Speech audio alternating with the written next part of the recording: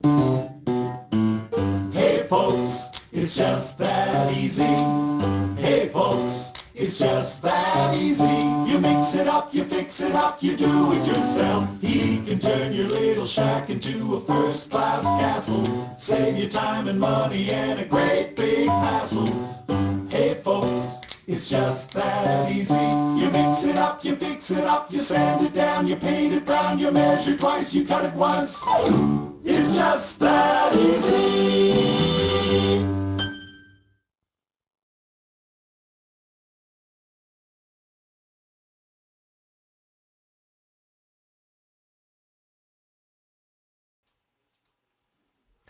Good morning, and welcome to the Ask Shell webcast. I'm Michael Gibson, General Manager of Shell Busey's HouseSmart Home Services. Thank you for being with us this morning. And before we get too far into the show, if you're a HouseSmart Club member, thanks for being a member. Thanks for tuning in. If you're not a HouseSmart Club member, you can sign up. It's really easy. Just takes a minute. Visit www.askshell.com. On the top of the page, the website, there's a button that says Member Login or Sign Up. Click Sign Up, enter your email, password. You got access to all of our videos. You can send emails to Shell for him to respond to. And also you got our monthly e-newsletter, which is sent out to over 36,000 of our HouseSmart Club members across Canada and actually throughout the world. So again, thanks if you're a member. If you're not a member, please sign up. It's free. We keep all of your information confidential, and we don't share that with anybody. So don't be worried about that at all. So as we get into the show, I'd like to start with our first question for Shell. So it's from a HouseSmart Club member. I'm cleaning a fairly new apartment home with laminate flooring, which feels as if it's unfinished. It's not smooth, it's rough.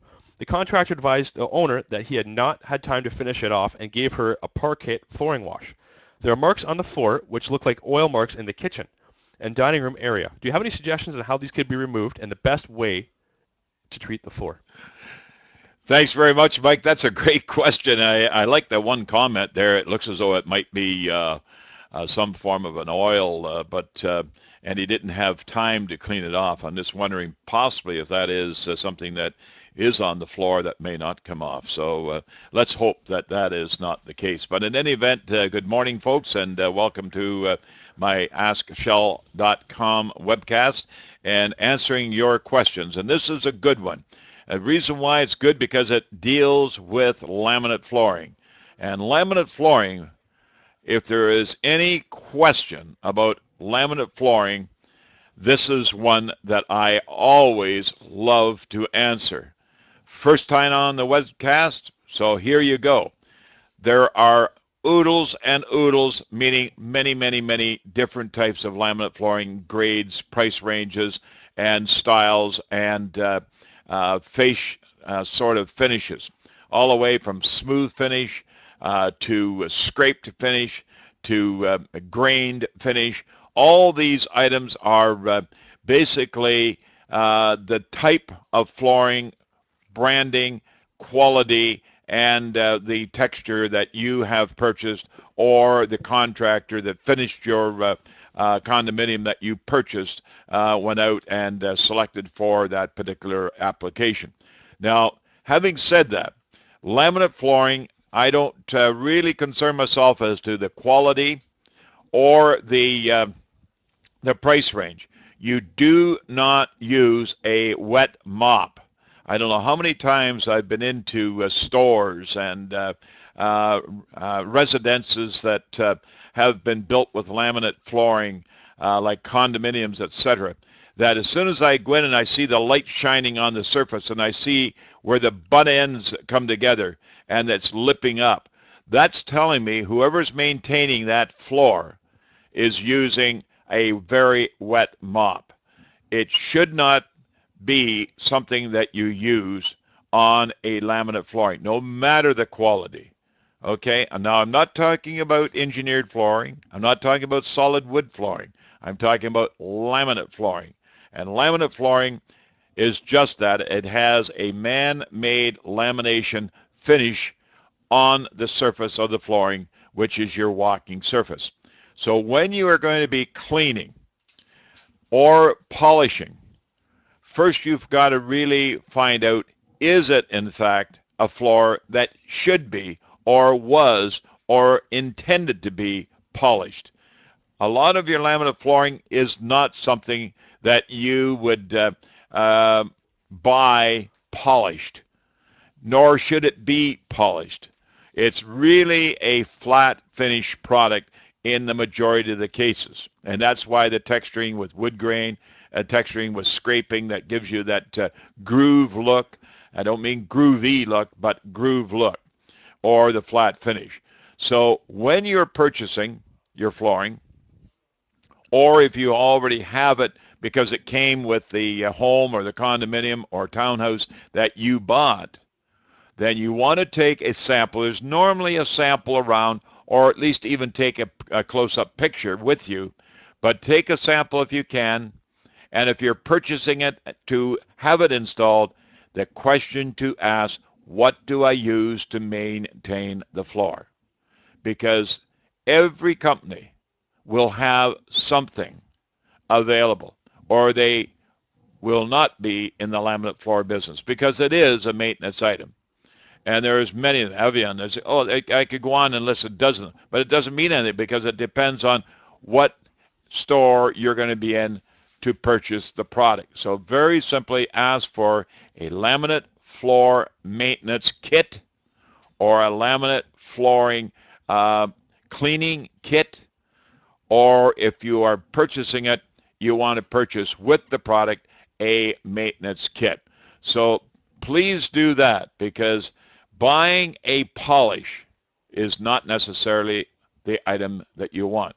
Using a wet mop, you will damage your floor. And I can tell you right now, if you have a floor that has a lip at the ends where they butt one another, then I can assure you your warranty will be null and void. It will not be something that they will give you any warranty replacement or service on. So most of your finishes will go on with a mop that would be a mop like a lamb's wool mop, that type of thing, that you will be using the applicator to squeeze a finish onto the mop or a liquid onto the mop, and then you go about mopping the floor down, cleaning it, and or putting a polish on. I don't think you'll find it's a polish. One thing about laminate flooring, it's slippery without any polish on it. So always, always relate to a maintenance kit, no matter where you happen to be. And I do recommend that you go to a store or a box store or a flooring store that really specializes in laminate flooring. It's just that easy. Mike? Thanks, Joe. And right back into the next question. We probably have the worst snow/ice roofing situation we've experienced in the last 10 years. We're in the Shuswap region of BC. Our snow on the roof is about 30 inches high. The trusses are okay for this load. However, the problem is the snow will melt and then freeze and more snow on top. So they've got layers of ice, snow, ice, snow. What should we worry about, or what can we do? The roof is a 612 pitch and about 5 years old. I'm 73 years old and there's no way I'm going up on the roof. Or should we just not worry about it? Well, thanks very much, Mike. It's one of the questions that I get asked a lot, especially in areas that you do receive a lot of snow during the winter months. And this sounds as though this may even be a new experience over the last 5 years with this owner. And when you have snow loads, if your home, cottage, or chalet on a ski slope is experiencing heavy snow loads, then the bottom line is don't worry about it. Don't worry about it, because your roof load will be designed with the building code in the area, and snow, hard snow, soft snow, all those sort of things, just let it take its course. As far as trying to get up on it, don't worry about it. It's all taken care of. When in doubt, don't pout. Have someone come out and help you out. Take a look at it and see if it is a truss. If it's a truss, you're A-OK. So let Mother Nature take its course. It's just that easy, Mike. Okay, thanks, Joe. And on that note, we're going to take a quick break. Please stay with us. And when we come back, we have a question from one of our House Club members asking about bathroom fan ventilation. So we'll be right back after this quick break.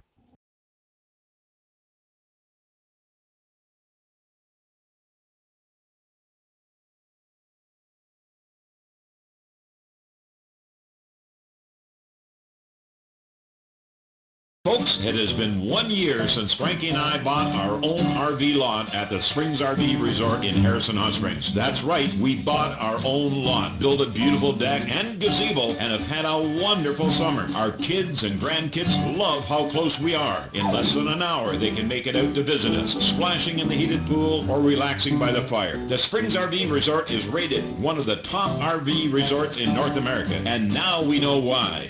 The amenities are first class, from the spa-like bathrooms to the beautiful gardens. But don't wait till next summer to purchase or rent your own RV lot. The resort is over 70% sold, so right now is the time to buy. Folks, visit the Springs RV Resort in Harrison for a tour and ask about their special fall pricing, or visit online at springsrv.com.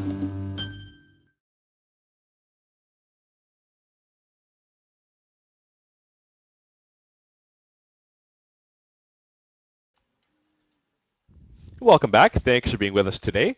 Welcome to Shell Buzzy's HouseSmart Ask Shell webcast on www.askshell.com. Again, thank you for being with us. If you're a member, great. If you're not a HouseSmart Club member, sign up. It's free. It's easy. Just takes a minute. It's all confidential, and we'd like to have you part of our club. So we'll get right back into the questions. I have a question here from a HouseSmart Club member. We replaced an old bathroom fan which had a 3-inch venting pipe connected to a 3-inch vent in the roof. The new fan's working well with a 4-inch venting pipe connected to the 3-inch vent in the roof. We will change the vent in the roof to a 4-inch vent in the spring because there's ice building up on the roof because the fan's sending out the moist air. My question is, what kind of vent should I put in the roof to stop the icing? One that is raised 4 inches above the roof? It would be very difficult to vent the air through the wall. So what can they do here to eliminate that problem of ice on the roof there, Shell? Well, you bet. When it comes to ventilation, it's something today that you really want to relate to the type of moist air that's being exhausted. Is it moist air that's coming from, say, an open area in the home, or is it coming from a laundry room, or is it coming from a kitchen or over a stove, or is it coming from a bathroom? When you are exhausting air, obviously if it comes in contact with colder air, it's going to condense and freeze. That's one of the items that you're going to run into. The question that was asked is the right one, and that is, what type of vent cap should we put on the roof in order to allow that air to be exhausted to the outdoors without causing any icing concerns. Let me elaborate this for a moment on this. And that is that most vents today are vented properly if the home is of the new home nature. If it's a home that's had, say, 2 or 3 roofs applied over the years, or possibly even one replacement roof, and they're using the roof vent, that's just a plastic or an aluminum roof vent for the pipe from the exhaust fan to terminate at the outer edge, then that's not the way it should be. The proper venting roof cap is called a roof vent cap, or a roof jack with a J, roof jack. And they actually have a radius on them, like a gooseneck. Some people will call them a gooseneck. And that particular application is the proper application with the roof jack facing downslope. So when you have air being exhausted, where it comes in contact with the roof jack, it is sealed, allowing the air to present itself to the outdoors, to the outside elements, without having to be blasted up against a aluminum or a metal enclosure like a standard roof vent. So roof vents, not the way to go, because otherwise you could end up with a cold drip of water running down the ducting and down your back as you stand in the bathroom drying off after a shower or a bath.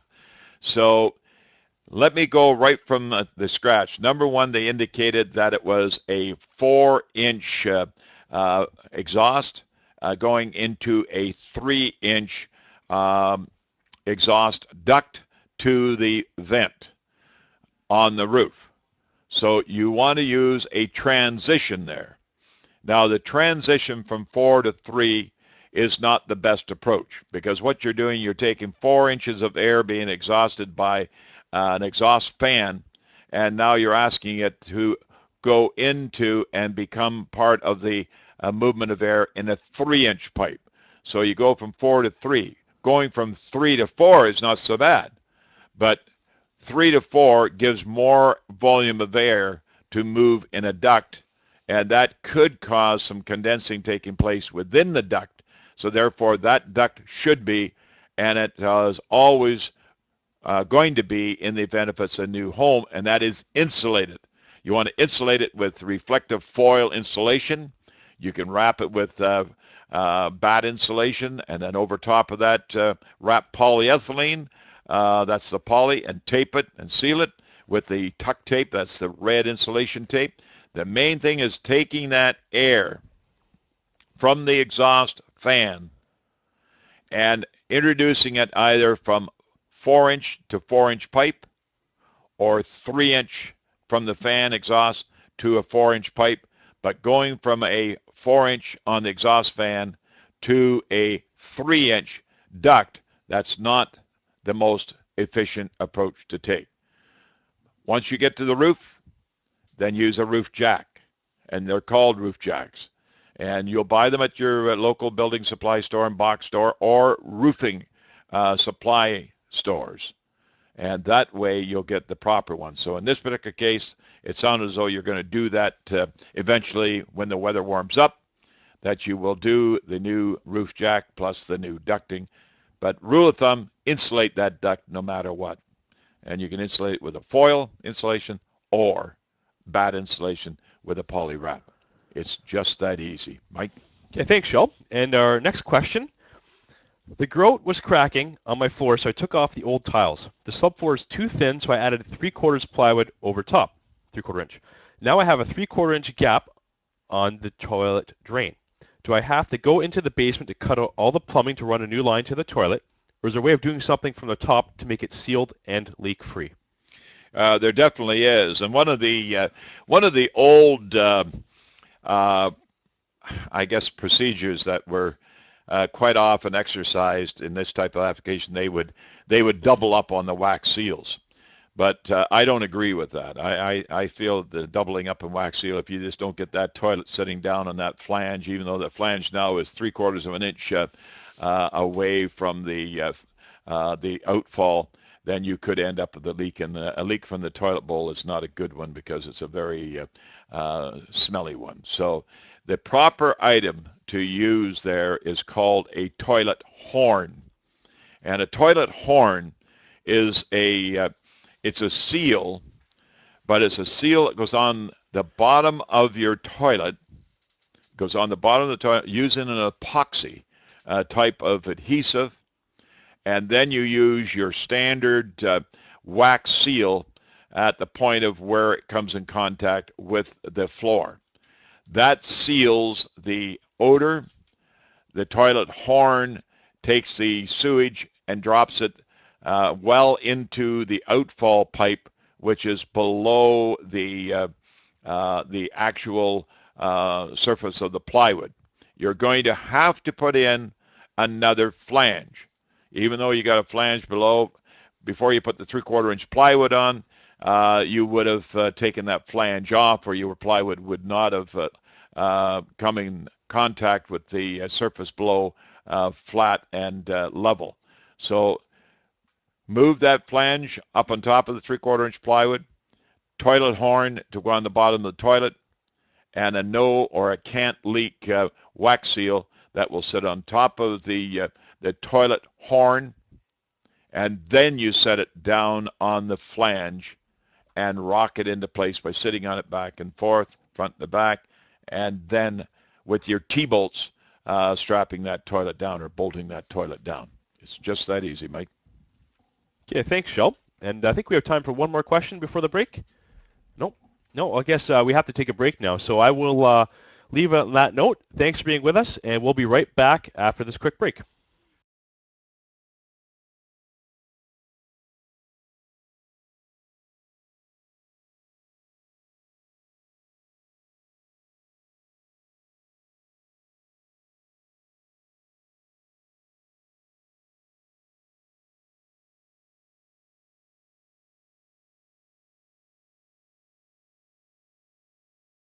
And now Ask Shell, brought to you by West Coast Molding and Millwork, a proud member of Shell Buzzy's House Smart Home Services. Folks, when people ask me who they should contact about a home finishing project, I always recommend West Coast Molding and Millwork. In the West Coast showroom, you'll see more home finishing options than you ever thought possible. West Coast has a huge inventory of moldings, but they also have stair components, including handrails, wood or metal spindles, and all the rail fittings to go with it. And with their own millwork shop, West Coast can match any molding or even build you a freestanding spiral staircase. If you're planning a reno or a new home project, make sure to have West Coast Molding on your team. The West Coast staff have years of experience and super product knowledge. Call West Coast Molding and Millwork at 604-513-1138 or visit westcoastmolding.com. It's just that easy, folks.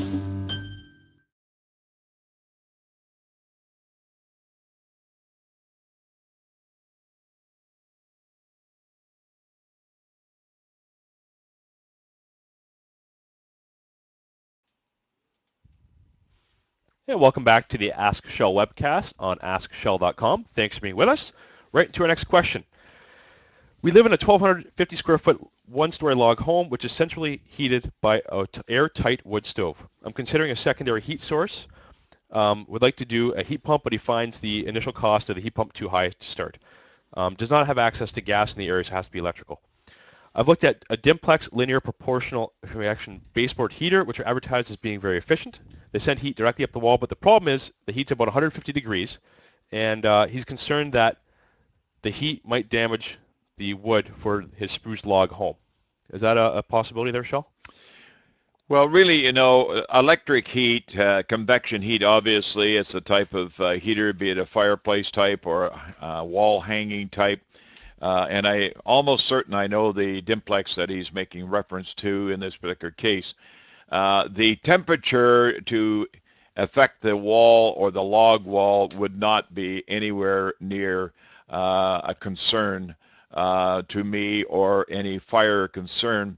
The main thing is your logs are always moving, and you'll get expansion and contraction over the period of 12 months or the full 4 seasons if it's a 4-season area.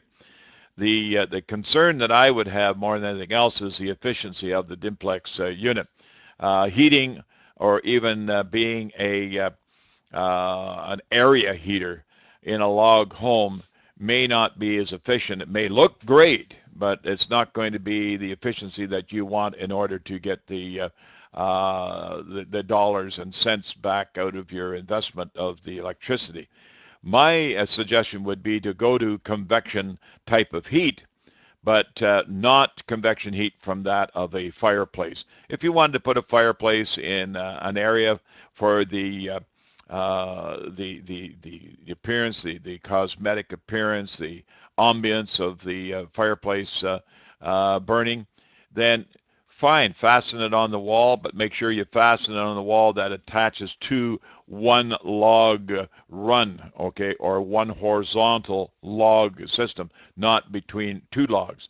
Otherwise, you'll end up with a lot of noise over the period of the year because of the metal contracting and oil canning. So my suggestion, go to something like Convect-Air. Convect-Air is a branded convection type of heater. They're very efficient. You can find out lots about them on my website, askshell.com. Go to the referral network and search word, type in Convect-Air, just as it sounds. And you'll get the full meal deal there. And that will give you the information on the sizes. In fact, they even have a heat loss calculator there, so you can get the number and the size of units and the type of unit as far as decorative face appearance. So convection heat is very efficient with the likes of the Convect-Air brand because they use electronic thermostats. And electronic thermostats have what I like to call a brain in them, and that takes and allows the air to be heated and heated with the efficiency of digitalized, computerized thermostats That way your comfort level is maintained. You lose that high and low, or which you would normally get, say, with the Dimplex fireplace. You'll get a cooling down chill factor and then a heating up comfort factor. So you're up and down, up and down. Whereas the convect air system will maintain that temperature at a comfort level and maintain that comfort level. So I would definitely suggest convection heat, fine and dandy, but don't consider the baseboard type of heat. Consider the convection type of heat that hangs on the wall, and that's the convect air. The Dimplex is certainly for cosmetic and ambience. It's just that easy, Mike. Thanks, Shel. And right off to our next question.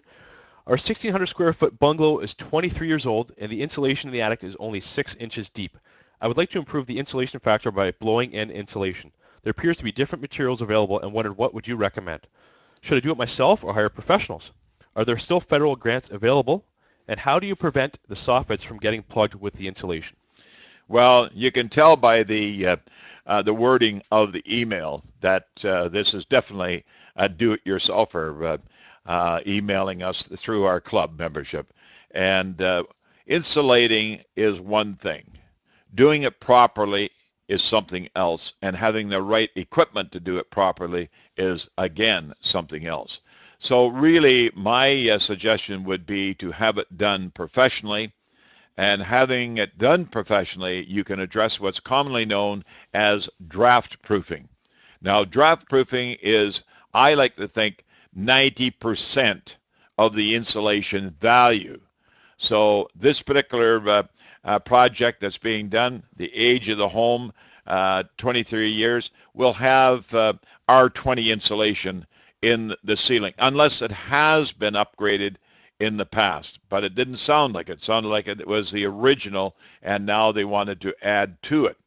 Well, adding to R20, I can assure you, draft proofing has not been done. That's where they seal around all the electrical wiring coming up through your partition walls, all your plumbing pipes, your plumbing stacks, your vent stacks, your exhaust venting, your bathroom fans, your kitchen fans, your dryer exhausts, all these items, anything that goes through that ceiling to the outside is going to be a draft point. So it has to be draft proofed, where they will foam around it, stopping any air from being allowed to leak out into the roof cavity, because that's what you're exhausting. If you allow air to, through a forced air heating system, to be pushed up into a roof cavity, that particular air has got to be exhausted to the outside. Otherwise, it's now captured in the roof cavity and has to be allowed to escape through soffit venting. That's the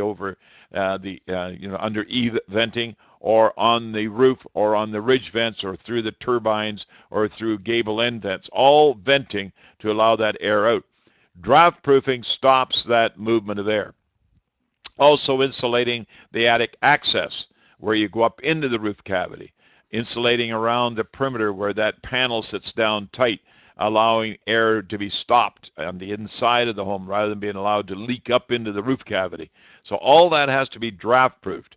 Again, you're a member, being that you're watching the show today. If you're not, join my club, but also on our website, go to the Q&As, question and answers, and very simply type in the search word draft proofing.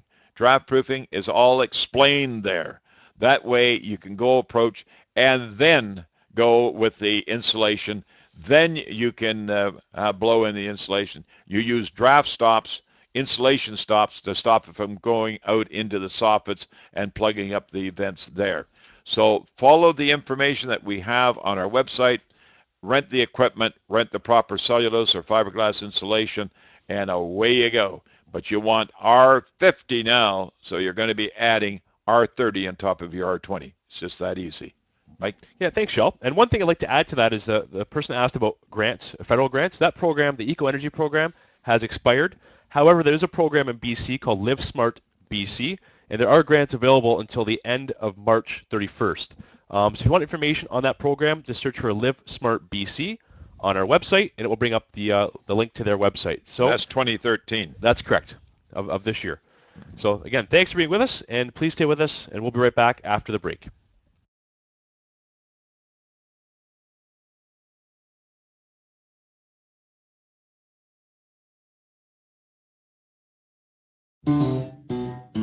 And now Ask Shell, brought to you by 21st Century Roofers, a proud member of Shell Buzzy's House Smart Home Services. Folks, there are a lot of different roofing options these days, and I'm always being asked what type of roof is the best.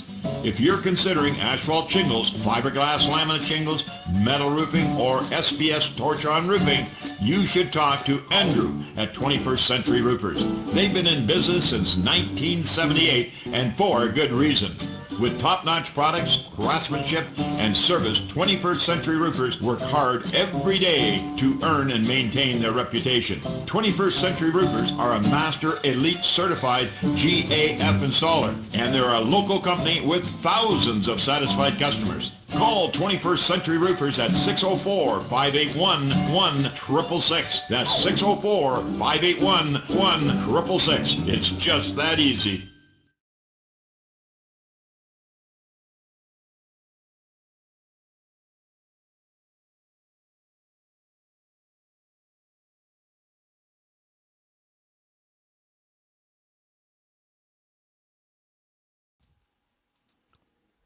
And welcome back to the Ask Shell webcast on askshell.com. Just quickly before we go to our first question, you can find us on Facebook, Twitter, LinkedIn, YouTube, all the social networking websites. Just search for Shell Buzzy, and you'll be able to find us there. We post our articles, videos, everything up to date. We put on those websites, and you can find us easily that way. And it's a great way to find us on your mobile phone, iPhone, BlackBerry, that kind of device. So on that note, we'll get right back into our questions.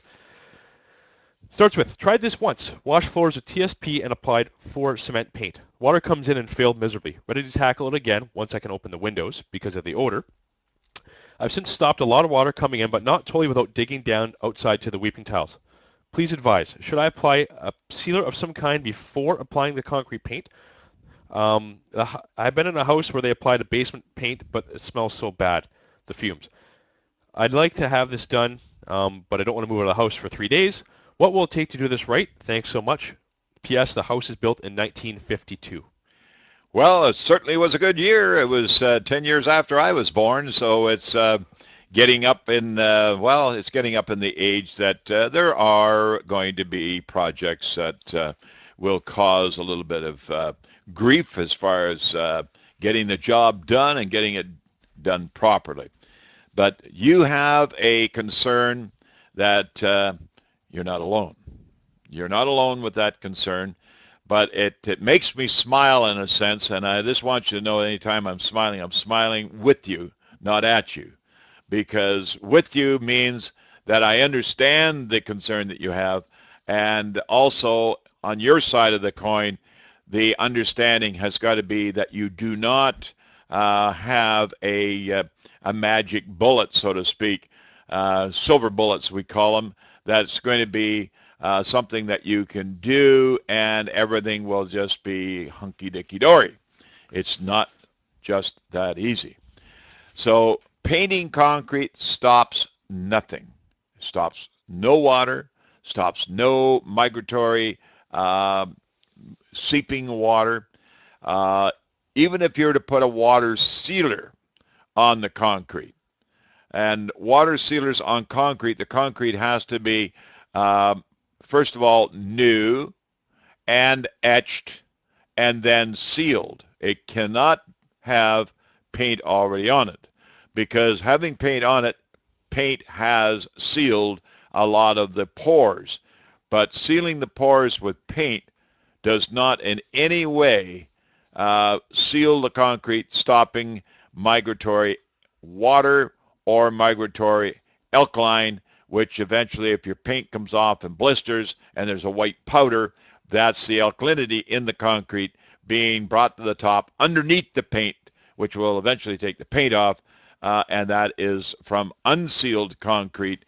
But even if you sealed the concrete, forget about the paint, sealed it properly, water will not stop there. If the hydraulics or the pressure underneath the slab, it'll push itself under the slab to where the wall footings are and come up between the wall and the floor. So having said all that, this is what you're going to have to do if you have, as you indicated, a floor that failed miserably. But I just want you to know it wasn't the paint's fault, because the paint is not going to do the job you're wanting it to do. Okay? So here's what I would be suggesting. You could contact companies, for an example, like Basement Systems.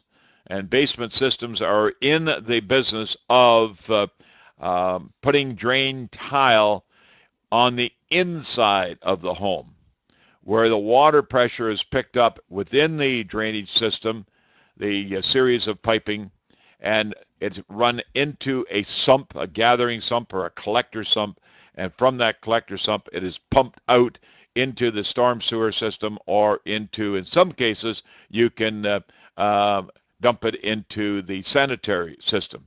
You're going to have to be very careful in the event if you're watching this as a member and you're on a septic tank system, because you don't want to be pumping a lot of water into a septic tank. So if you're on a sanitary sewer system or a storm sewer system, is the best approach. If you are on rural property, then you can always take and pipe that water, that outfall water, to a far away, lower elevation to let it run away. But you're going to be faced with inside drainage, piping into a collector sump, and then on out from there. Now, that is good, better, best, the best approach. Something that would fall into an average homeowner involvement with a contractor who is in drainage business may very well break open the concrete and put in a perforated sump. And a perforated sump is a sump that would be anywhere from 24 to 30 inches in diameter. And once that diameter hole has been cut or broke away, then you drop that into the hole, and you want it at least 30 to 36 inches deep. And the perforations in the sump will allow any groundwater under the slab to get into the sump to be pumped away. And that way you would have good, better, certainly better than nothing, but not as good as the inside the basement system that I was making reference to earlier. So it's all groundwater. You must control it, collect it, take it away, or there's absolutely no use of washing the floor and painting it again, because the paint will just come off. So that's what you want to be doing, is correcting the problem of hydraulics first, and then painting your floor. It's just that easy. Mike? Okay, thanks, Joel. Next question. The pressure of my hot water tank seems to be fluctuating. My house is 7 years old, and I'm noticing the hot water pressure is not as strong as it used to be, and when I run 2 taps or a tap and the shower, it really drops pressure in both. What does this mean? I drained some of the water out of the tank. It looked fine to me. There's no sediment.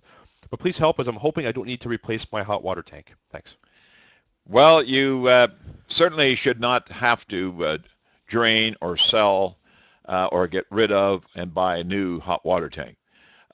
First of all, the pressure coming into your home is the same pressure that you will receive at the point of any faucet or any service application, like a dishwasher or a clothes washer.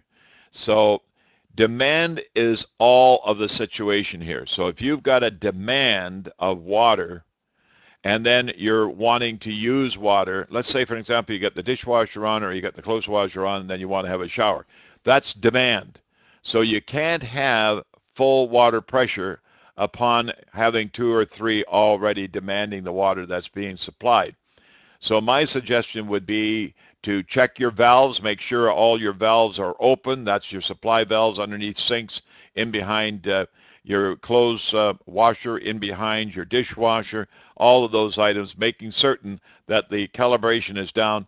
And then last but not least, check the water pressure at the point of where your water system comes into the home, and that's your water valve, the water valve where your supply line comes through your foundation into the basement. And that is your pressure reducing valve, PRV it's called for short term. Mike? Okay, thanks, Shel. And on that note, we'll take another quick break. So please stay with us. And when we come back, our next question is about dripping water from a ceiling. So please stay with us. We'll be right back after this next break.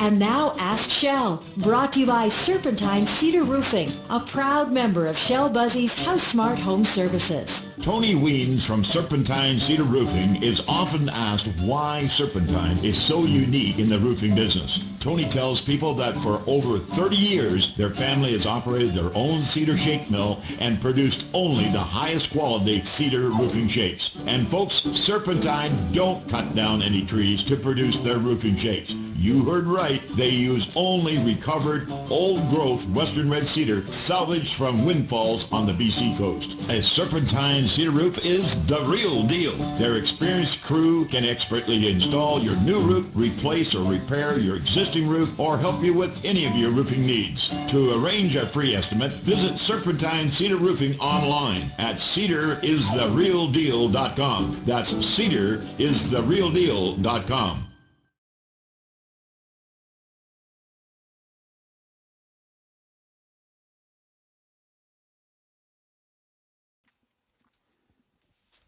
Hey, and welcome back, folks. Shell Buzzy. This before we go back to the questions here on the AskShell.com webcast. Look what I got. I got home show tickets. And I simply ask, what are you doing on February the 20th through to the 24th? Well, if you'd like to go to the home show, $15 tickets.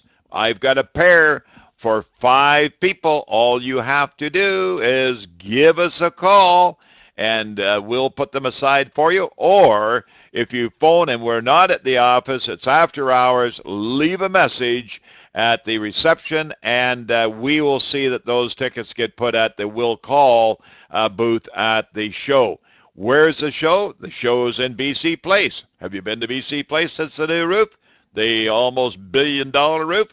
Well, it's your opportunity. But your opportunity to take in one heck of a show. Spring show is always the biggest show, folks, and it's all going to be free for you in the event that you phone and pick up one pair of the 5. Phone number, 604-542-2236. Or toll free if you're going to be in town. You could be in Victoria coming over. You could be up in the interior or Okanagan coming down or out the Fraser Valley coming in. 1-888. Is it 888 or 800? 888. 1-888-266-8806. You think I'd know that, but there you go. 1-888-266-8806. That's long distance. So a pair of tickets, all you got to do is call. That's $30 worth of tickets, folks. That is just that easy. Mike? Thanks, Shel. And please, as Shel said, give us a call. Free pair of tickets. Save yourself $30. Get down to see a great show. Shel will be down there as well on the weekend on the Saturday at the Renovation Magazine booth from 1 till 3. So please stop by to see Shel as well. Right back into our questions here. There's water drifting from our ceiling when the temperature is higher. We thought it's due to our old shingles, but after we replaced our shingles, it's still occurring. What can be the cause of this, and what can we do about it? Well, you've got a problem. And the problem is, if you go back to our second question today here on AskShell.com, we were talking about draft proofing. And draft proofing obviously has not been done or has not been done correctly within your attic cavity or within your insulation area in your attic cavity. And the prime giveaway is when it gets warmer. Because when it gets warmer, guess what? Ice melts. And when ice melts, it drips. And when you get the drip coming from a ceiling, that's damaging not only to the ceiling, but it could be damaging to wiring. It could be damaging to a number of things in the attic cavity. So what you must do here is to make certain have your draft proofing checked out in your attic cavity. And you very simply go to our website. Your members, if you're not a member, become a member, askshell.com. Go to the information, Q&A, draft proofing, search word, draft proofing, and read up on it and have it done. You can have it done professionally or you can do it yourself. Now, what happens? Your home is leaking air. That air is carrying moisture. That moisture being carried with the air gets up into the roof cavity, around light fixtures, around electrical wiring, around plumbing, piping, stacking, all that, and also your access hole. It gets up into that roof cavity. What happens up there? It's cold. It freezes. And when it gets mild, it melts and comes back to haunt you. I know of people that have put on new roofs. I have known people that have called in for warranty, all these items, just to find that the problem is theirs because draft proofing was never done on their home. This sometimes would happen after having new windows installed, new doors. The reason why? Because your home is now tighter. It's more energy efficient. But now your home is relying on that air to escape somewhere else rather than going through an exhaust fan. It's being allowed to go around all those other areas in the roof cavity and up into the roof cavity to be exhausted through roof vents. So folks, draft proofing. Take it from me, Shell Busey. If you don't do it, then you're going to have that problem every year if it's 0 or colder, because water freezes at that point. Condensation freezes and only come back to haunt you when it melts or gets warmer. It's just that easy, Mike. Thanks, Shell. And on that note as well, if you type in draft proofing on our search function of the website, there's a document called Keeping the Heat In, which is put out by Natural Resources Canada, and it shows you exactly what draft proofing is, diagrams, outlines, explanation. So again, Keeping the Heat In, search that on our website. Next question. We live in an older ranch-style home. Our 2 bathrooms have cheap-style fans in them. Often water leaks back into the house if it's cold, and the paint's peeling in one bathroom and there's mold in the other. The 2 fans share the same ducting. My husband wants to redo the ducting to the soffit, and a plumber wanted to run the ducting separately for each fan to the outside wall. Would better fans and perhaps better insulation around the attic piping do the trick? Well, absolutely, but do the trick as long as it's done properly, because there's so many ways that you can exhaust air.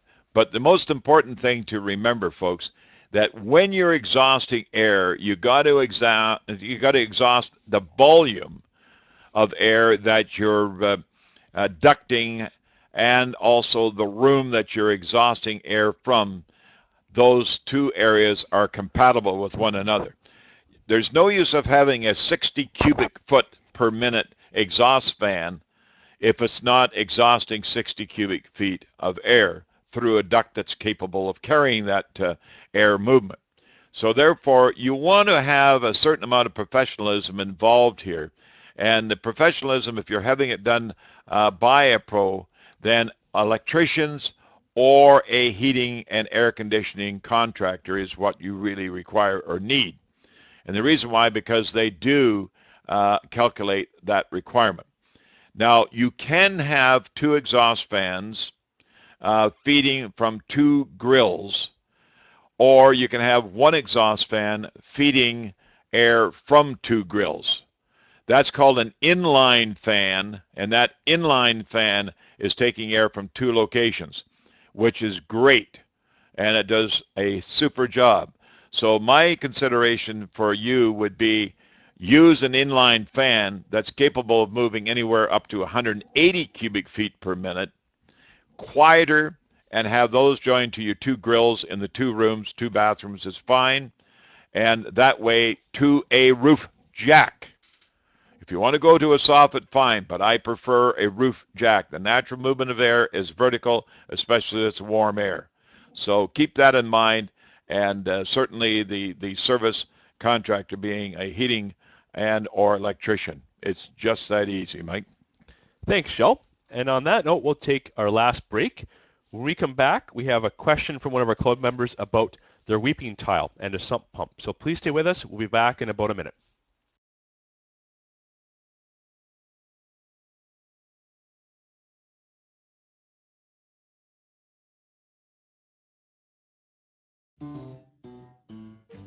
Folks, what is HouseSmart?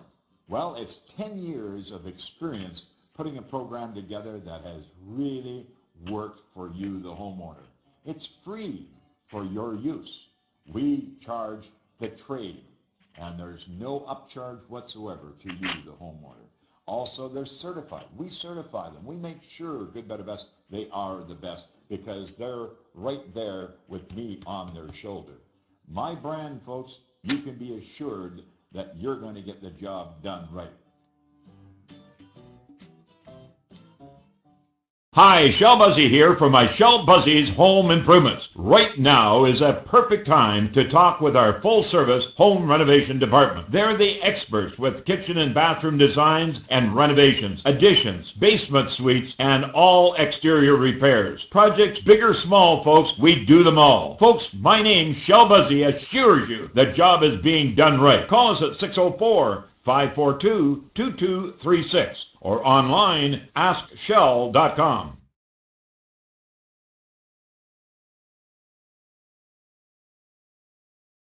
Be closer.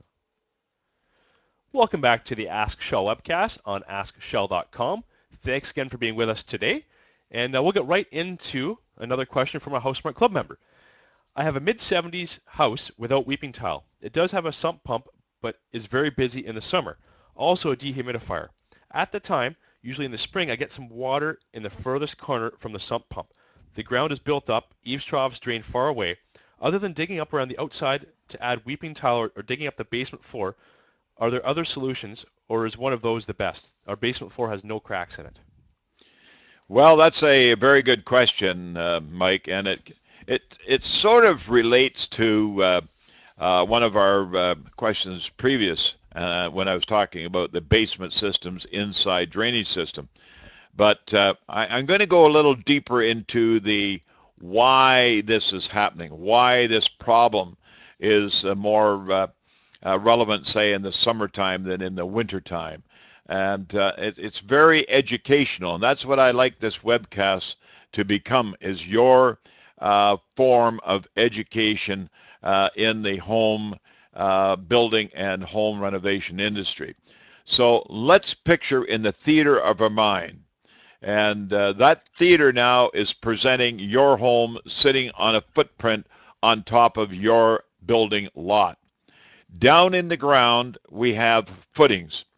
Footings are very simply concrete pads in a strip form that will eventually have drainage up against it, or possibly in an area that you don't require drainage, but in any event, there will be a footing pad like you would have your 2 feet. But it's a strip all the way around the perimeter of your home, on top of which they will place a foundation. And the foundation now sitting on top of the footings, which now will be the support feature for the home framing and structural building that will take place on top. Now, between the footings, below grade level, that's below the grade that is the earth outside your home, down at the footings in your home, between the footings, you're going to place a concrete slab, which will be your basement floor.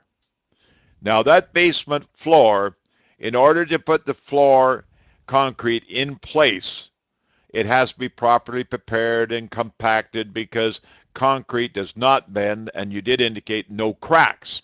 No cracks, great job. The concrete, though, will be up against the wall, knitting like knitting with needles over top of the footing. That is only to allow the slab to be basically held in place in the event if there ever was any settlement or any movement within the concrete footing and wall. That particular area now is all below grade because on top of the wall, which now is above your grade level outside, your home is built. But we're going to stay in the basement because that's where the question is coming from. That particular floor is sitting on top of a prepared substrate, which could be gravel compacted, it could even be a hard pan or a clay-like substance. The main thing is, in the summer, when do you have rain? In the summer. When do you have high water tables? In the summer. Water tables will be understood in a lot of conversations as groundwater. That's rain that falls into the ground. It penetrates into the ground. It goes down onto the hard pan, runs along the hard pan, comes up against your footings and your foundation, and it builds up like a thermometer. But once it builds up so much, then what happens, it will push down. That's called hydraulics, pushing down. It'll push the water under the footings on the hard pan and come up between the floor and the wall. And that's where you have water coming in that one corner away from the sump. That's the reason for it. Now, you don't stop water by putting sealers or coatings or whatever on top of concrete. That's not the silver bullet. The silver bullet, the proper way of doing is drainage. Drainage either on the inside or drainage on the outside into the sump, and then being either run away to a storm sewer or away to possibly a pump and then pumped into a lower area outside, or possibly even into a sanitary sewer system, keeping in mind you don't want this to go into a septic system if you're out in a rural community. During the winter, I should add, during the winter, heavy snow, spring, snow melts into water, water goes into the ground, and that becomes groundwater. So not only do you have spring groundwater appreciation, but you got summer rain and water that is flowing at the point of hard pan at the level of your footings. That's just the way the earth works. And your house works by sitting on top of it. So to do it properly, sumps are very important. Getting water away from the sump is very important. Getting it done professionally is very important. 99.9 times out of 100, this is not a do-it-yourself project unless you are the sweat equity. That's the person with the shovel and getting the job done and getting it done properly with a professional following suit with the project as it develops. So very, very important, folks. Groundwater, you got to get it away. You can get it away into sumps, collector sumps, and drainage systems like basement systems. That's their national company. And you can find that information by very simply going to our website and clicking on the referral and typing in basement systems. So there you have it, folks. Groundwater, problem. You got to get it out of there. You can't seal it in because it'll blow paint off and it'll cause nothing but problems. It's just that easy. Mike? Michelle, we have 1 minute left in the show, so I have one more quick question. What is the best product for easily stripping acrylic/wax buildup on a linoleum floor? Oh, very simple. You couldn't possibly use a better product than the Shell Busey home cleaning formula. That almost sounds like a commercial. But there you have it right there. And it's available at Windsor Plywood stores, Cloverdale Paint stores, Rona stores, and a lot of independent building supply stores. And mix up the heavy-duty formula, and you'll have it, and it'll do the job just that easy. And once you've done that, keep in mind, you don't have to put a wax on vinyl floors. Just keep them clean. It's just that easy, Mike. I had a feeling that might be the answer, but I wanted to make sure that was the right one. So we're out of time for the show this week. I'd like to thank everybody for being with us. And as you know, the show is rebroadcast on our website for a full week following the show, which is every Sunday at 9 a.m. Pacific Standard Time. So if you want to let your friends, family know, if you want to revisit it, pause it, rewind it, fast forward it, you can do so just like your PVR at home. Again, on askshell.com. And Sean and I would like to thank you for being with us, and we hope you enjoyed the show this week, and we will see you next week. And also, folks, keep in mind, home show this week. Don't forget the tickets. Phone the office. We got the tickets. You have the time. See you at the show. Bye-bye for now. Love you all.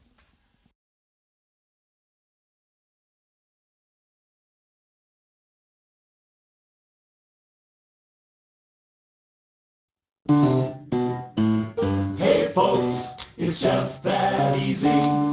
Hey folks, it's just that easy.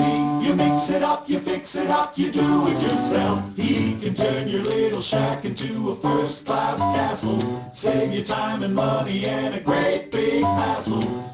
Hey folks, it's just that easy. You mix it up, you fix it up, you sand it down, you paint it brown, you measure twice, you cut it once. It's just that easy.